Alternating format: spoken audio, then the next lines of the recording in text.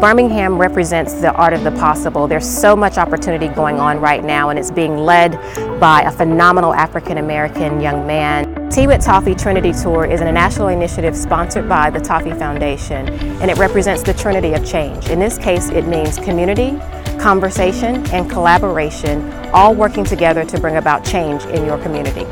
On the stop here in Birmingham, Alabama, joining me is Brandon Frame. He is the Chief Visionary Officer of the Black Man Can. And you'll be hearing more from Brandon about what the Black Man Can Institute represents and the programming that he provides.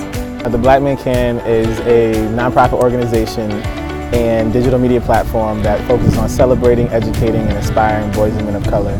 M.K. Asante is one of my favorite scholars, and he says once you make an observation, you have an obligation. So 8 years ago, I made an observation that boys and men of color need to see positive images of themselves, need to have their stories told. So I followed through on that obligation and created what is now the Black Man Can Incorporated. So the Teas with TOFi, the first initial discussion takes place over tea and lunch with a group of key influencers and stakeholders. And during those teas, we'll talk about what are the issues that are prevalent in one's community and how do we work together to bring about sustainable change.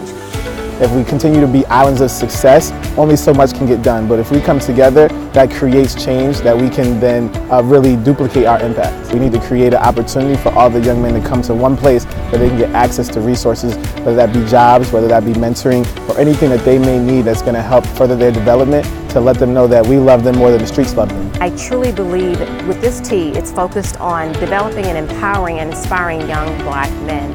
And if they can see it, the chances of them achieving whatever it is they want to achieve become exponentially greater. I think focusing on changing the lives of young Black men will help us produce responsible men. Responsible men produce phenomenal families create great communities, and great communities can change the world.